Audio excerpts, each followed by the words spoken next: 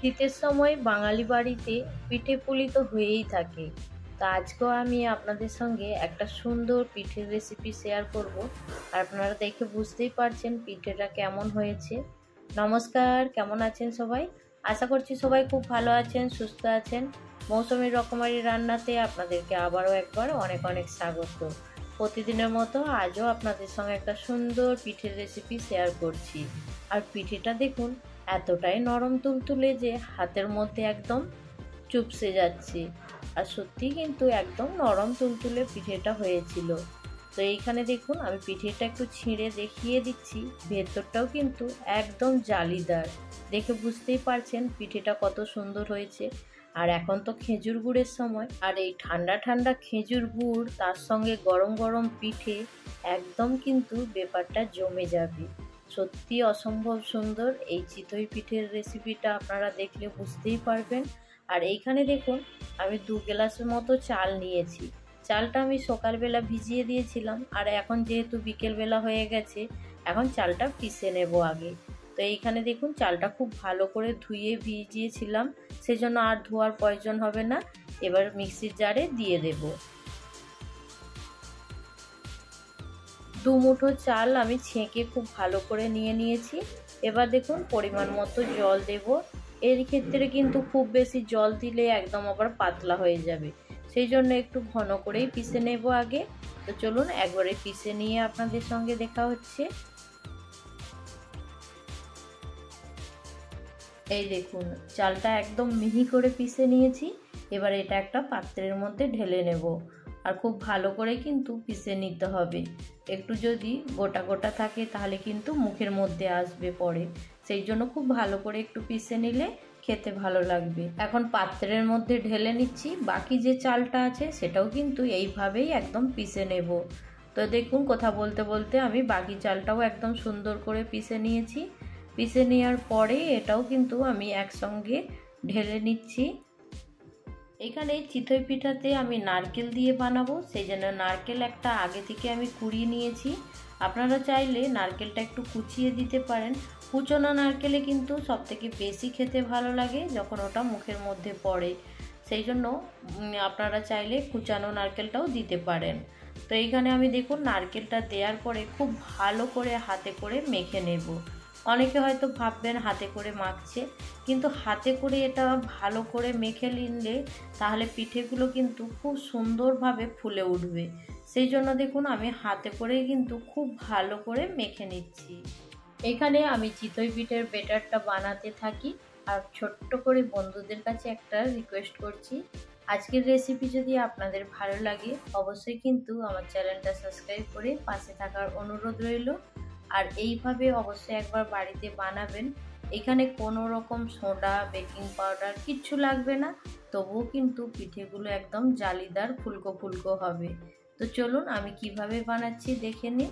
এখানে আমি দেখুন আমি অনেকক্ষণ ধরে চালটা খুব ভালো করে আমি নারকেলের সঙ্গে খুব ভালো করে চটকে চটকে মেখে নিয়েছিলাম। নেয়ার পরে কিন্তু আমি দেখুন অল্প অল্প জল দিয়ে ব্যাটারটা বানিয়ে নিচ্ছি। ব্যাটারের ঘনত্বটা কিন্তু অনেকটাই আছে, সেই জন্য অল্প পরিমাণে আরও একটু জল দেব। জল দেওয়ার পরে খুব ভালো করে আর একটু মেখে নেব। আর মেখে নিলে কিন্তু ব্যাটারটা এবার রেডি হয়ে যাবে। অনেকক্ষণ দোলে দোলে মাখার পরে কিন্তু ব্যাটারটা আমার একদম পারফেক্ট হয়ে গেছে। আমি চামচ দিয়ে একটু দেখিয়ে দিচ্ছি ব্যাটারটা কতটা পাতলা রেখেছি।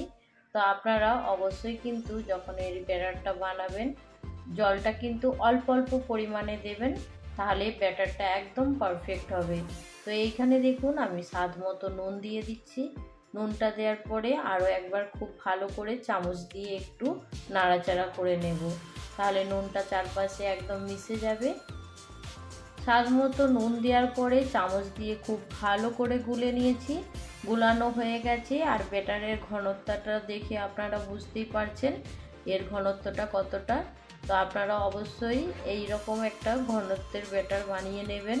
তো এইখানে দেখুন আমি একটা তাওয়া নিয়েছি, এটা মাটির তাওয়া। আর গ্যাসটা অন করে তাওয়াটা আমি একদম হাই হিটে গরম করে নেব। এই পিঠেগুলো বানানোর সময় তাওয়াটা কিন্তু খুব ভালো গরম হতে হবে। যখন দেখবেন তাওয়াটা খুব ভালো গরম হয়েছে তখন কিন্তু পিঠেগুলো সুন্দরভাবে ফুলে উঠবে। আর এইখানে দেখুন তেলটা দিয়ে আমি একটু হালকা ব্রাশ করে নিয়েছি।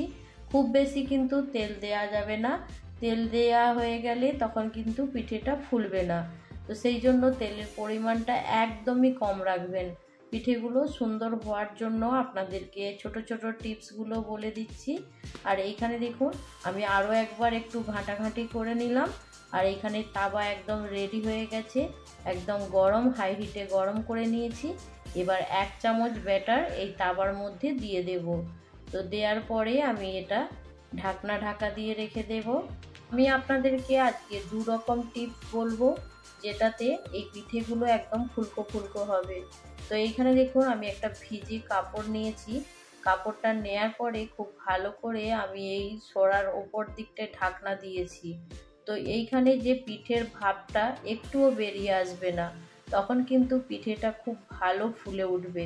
তো এইখানে দেখুন আমার 2 মিনিট হয়ে গেছে। 2 মিনিট পরে আমি এটা সরিয়ে নিচ্ছি। সরিয়ে নেওয়ার পরে দেখুন পিঠেটা কতটা সুন্দর ফুলে উঠেছে।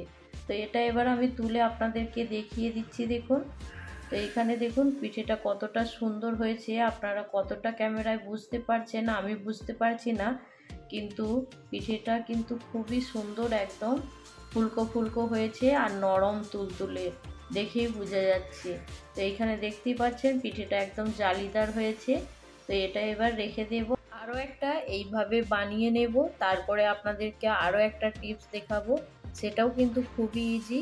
আপনাদের যে টিপসটা বেশি ভালো লাগবে অবশ্যই কিন্তু সেই টিপসটা দিয়েই বানিয়ে নিতে পারেন। তো এইখানে দেখুন এটাও কিন্তু আমার হয়ে গেছে আর এটাও কিন্তু সুন্দরভাবে একদম ফুলে উঠেছে। তো এটা আমি নামিয়ে নিচ্ছি। গরম গরম পিঠেগুলো দেখুন আমি প্লেটের মধ্যে নিয়ে নিচ্ছি। আর প্লেটের মধ্যে পিঠেটা দেখেই মনে হচ্ছে একদম গুড় দিয়ে গরম গরম পিঠে খেয়ে নেব। তো এইখানে দেখুন একটার পর একটা আমি পিঠেগুলো বানিয়ে নিচ্ছি।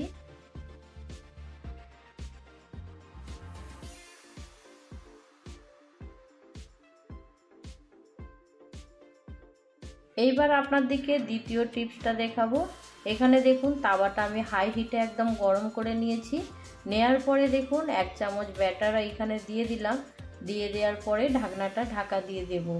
তো এইখানে 30-40 সেকেন্ড অপেক্ষা করব। অপেক্ষা করার পরে একটু ঠান্ডা জল নিয়ে, নর্মাল যে জল থাকে সেই নর্মাল জল একটু চারপাশ দিয়ে এইভাবে ছড়িয়ে দেব।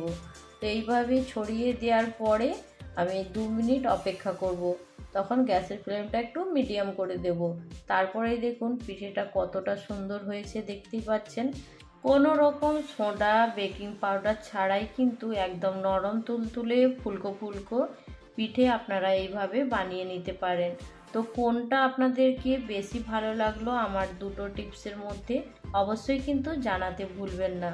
তো এইখানে দেখুন পিঠেগুলো আমি এক এক করে সব রেডি করে নিয়েছি। আর এইখানে গরম গরম পিঠের সঙ্গে ঠান্ডা ঠান্ডা গুড় একদম কিন্তু জমে যাবে। আর এই শীতের সিজনে কিন্তু প্রায় প্রত্যেকের বাড়িতে কোনো না কোনো পিঠে হতেই থাকে। তো অবশ্যই কিন্তু এইভাবে একবার চিতই পিঠে বানিয়ে দেখুন, কোনো রকম বেকিং পাউডার বেকিং সোডা ছাড়াই। তো আজকের রেসিপি আপনাদের যদি ভালো লাগে অবশ্যই কিন্তু একটা লাইক দিয়ে দেবেন। দেখতে পেয়েছেন পিঠেগুলো আমি আগেও দেখিয়েছি, আবারও একবার দেখাচ্ছি।